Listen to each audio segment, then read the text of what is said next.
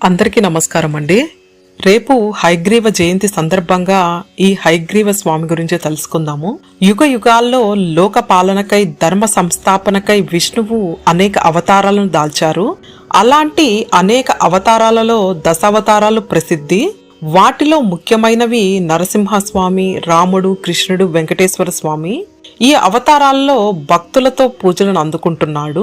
అయితే తన భక్తుల కోసం విష్ణువు దాల్చిన అవతారాలలో హయగ్రీవ అవతారం ఒకటి. పూర్వం హయగ్రీవుడు అనే రాక్షసుడు ఉండేవారు. గుర్రం తలను కలిగిన హయగ్రీవుడు బ్రహ్మదేవుడి గురించి కఠోర తపస్సు చేశాడు. తన ఆకారంతో ఉన్నవారి చేతిలో మాత్రమే తనకు మరణం సంభవించేలా వరాన్ని పొందాడు. వరగర్వంతో హయగ్రీవుడు సాధు సత్పురుషులను హింసించసాగాడు. దీంతో దేవతలంతా ఆది దంపతులను శరణు వేడారు. యోగ నిద్రలో ఉన్న విష్ణువును మేల్కొల్పగలిగితే ఆయనే హయగ్రీవుని సంహరిస్తాడని పార్వతీదేవి వారితో చెప్పింది. శ్రీ మహావిష్ణువు తన విల్లు చివరి భాగాన్ని గెడ్డం కింద పెట్టుకుని నిద్రిస్తూ ఉన్నారు. ఆయనను మేల్కొల్పడం కోసం శివుడు చెదపురుగుగా మారి వింటి తాడును తెంపాడు. వింటి తాడు తెగిన కారణంగా విల్లు పైకి ఎగదన్నడంతో శ్రీ మహావిష్ణువు తల శరీరం నుంచి వేరైపోయింది. ఆయన ఉద్దేశాన్ని అర్థం చేసుకున్న ఆది దంపతులు గుర్రం తలను తెప్పించి శ్రీ మహావిష్ణువు దేహానికి అమర్చారు.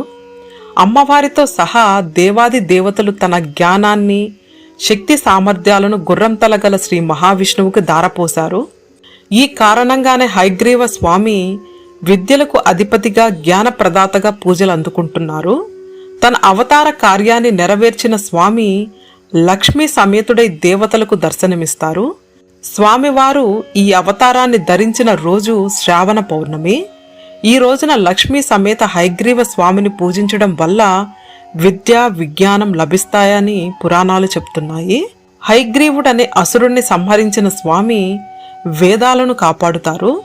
అసుర సంహారం అనంతరం స్వామివారిని లక్ష్మీదేవి శాంతింపజేస్తుంది.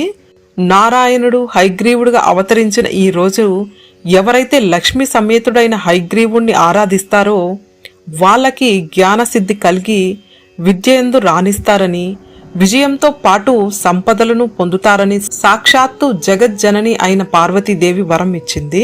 జ్ఞాననందమయం దేవం నిర్మలా స్ఫుటికాకృతం ఆధారం సర్వ విద్యానం హయగ్రీవ ఉపాస్మహే అనే జ్ఞానం, ఆనందం మూర్తి భవించిన దైవ స్వరూపం హయగ్రీవుడు.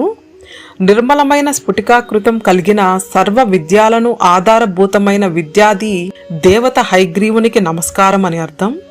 హయగ్రీవుణ్ణి పూజించిన భక్తులకు విద్యనే కాదు, అన్యాయం జరిగిన వారికి న్యాయం జరుగుతుందని, భూ వివాదాలు ఏమైనా ఉంటే అవి త్వరలో పరిష్కారపడతాయని, శత్రు వినాశనం జరుగుతుందని, ఇలా ప్రతి సమస్యను పరిష్కరించి హయగ్రీవుడు మనలందరినీ చల్లగా చూస్తాడని ఈ శ్లోకం యొక్క అర్థం.